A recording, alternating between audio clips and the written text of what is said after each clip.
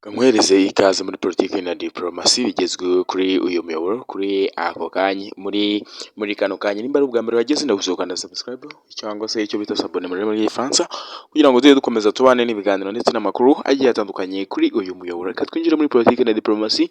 biri kuvugirwa hanze ahangaha cyangwa se mu karere k'ibiyaga bigari. Ndaza kwerekeza muri Repubulika Iharanira Demokarasi ya Kongo nkubwire ibihabereye, ariko by'umwihariko ndahera mu gihugu cy'u Rwanda.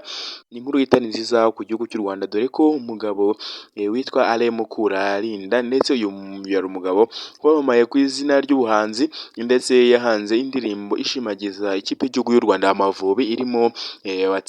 batsindewe. Ni ikipe y'Amavubi yahangiye indirimbo yitwa batsindewe, ndetse ni umugabo wari waramamaye, dore ko yaje kwicwa cyangwa se yaje gupfa yishwe n'indwara y'umutima, dore ko rwose ari ibintu byatunguye abantu benshi, dore ko iyi ndwara yiwe itakunze kumenyekana cyangwa se kugaragara ahantu henshi, cyangwa se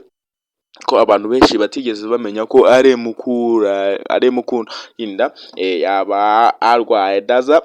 mu gihugu cy'Ubufaransa ho ndaza kukubwira ko hateguwe imyigaragambyo ikomeye cyane ndetse yo kwamagana ubufatanye bw'ikipe ya Paris Saint-Germain, ndetse kwamagana ikipe ya Paris Saint-Germain n'ubufatanye ifitanye n'igihugu cy'u Rwanda. Urabizi ko ikipe ya Paris Saint-Germain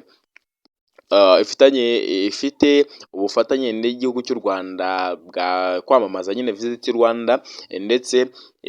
bakaza kuba babiteguye bavuga yuko rwose ibi bintu bigomba no guhagarikwa, ko batagomba kwamamariza igihugu cy'u Rwanda. Ariko ntekereza ko ngewe ibi ngibi bitagakwiye kwivanga, aho ngo batagakwiye no kubyivangamo, kuko ntekereza ko bo ari akazi kabo ndetse ari akazi barimo. Nimba baragiranye ibibazo n'abandi basanzwe, bo ntago ibyo bibareba kuko bo bari mu kazi kabo. Ntekereza ko ibyo rero bitagakwiye kuba. Nuko rero bamaze kuba bategura imyigaragambyo ikomeye, dore ko mu Faransa imyigaragambyo yakomeje kuba agenda ikirenga hirya no hino. Ikipe y'igihugu ikipe ya Paris Saint-Germain ni ikipe yamamariza igihugu cy'u Rwanda Visit Rwanda, ndetse rwose bari gushaka ko ngo ibi ngibi ngo byahagarikwa, ngo dore ko rero ngo igihugu cy'u Rwanda cyakomeje kugaragara nkaho ari igihugu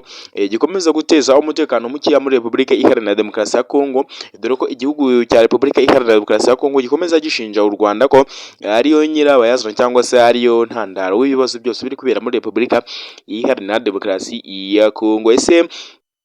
ikipe ya Paris Saint-Germain nyuma yo kuvuga yuko rwose nyuma yo guterwa cyangwa se yo gushyiraho pressure yuko amasezerano ifitanye n'igihugu cy'u Rwanda bayasubika, cyangwa se ubufatanye bari bafitanye n'iki gihugu cy'u Rwanda bwo kwamamariza u Rwanda, cyangwa se Visit Rwanda ngo dutembere u Rwanda, ese byaza kuba bihagarikwa? Ndaza kukubwira amakuru yose agiye atandukanye. Uyu mugabo rero icyo navuga cyo yamaze kuba yitaba Imana, ndetse ni umugabo wamenyekanye cyane ku izina ry'ubuhanzi, ndetse yahanze n'indirimbo irimo batsindewe. Ni indirimbo y'ikipe y'igihugu y'u Rwanda Amavubi, ndetse n'indirimbo yakunzwe cyane, ndetse ntekereza ko ari nayo ndirimbo mu ndirimbo nziza zitaka ikipe y'igihugu y'u Rwanda Amavubi. Ndetse ni umugabo wagize icyo avuga, ndetse ni umugabo wabajijwe ibibazo bigiye bitandukanye abazwa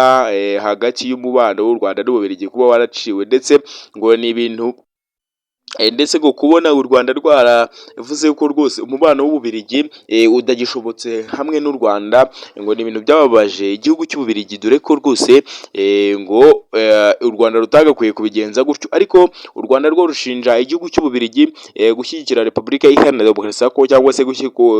gufatanya na Repubulika Iharanira Demokarasi ya Kongo, bagashinja ko igihugu cy'u Rwanda aricyo nyirabayazana cyangwa se aricyo gitera ibibazo muri Repubulika Iharanira Demokarasi ya Kongo, nk'uko igihugu cya Repubulika Iharanira Demokarasi ya Kongo gikomeza kugenda kigaragaza ko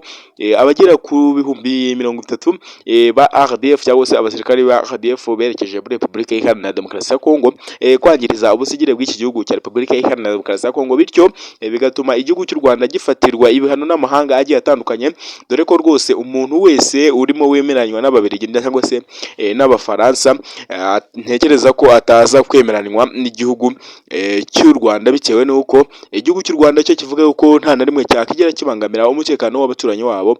cyangwa se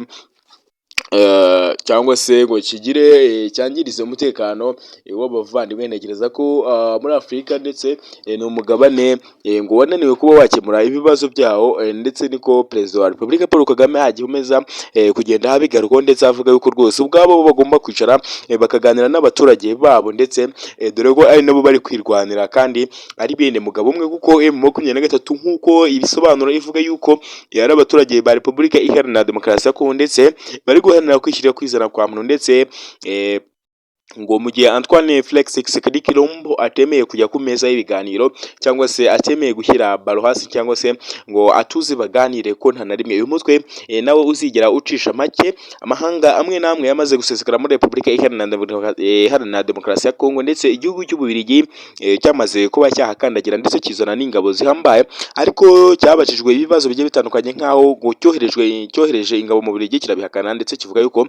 nta ngabo cyohereje muri iki gihugu cya Repubulika Iharanira Demokarasi ya Kongo. Kugira ngo nimba ari ubwa mbere ugeze kuri miyoboro, na kuzawukanda subscribe, warangiza ugasharinga iyi video.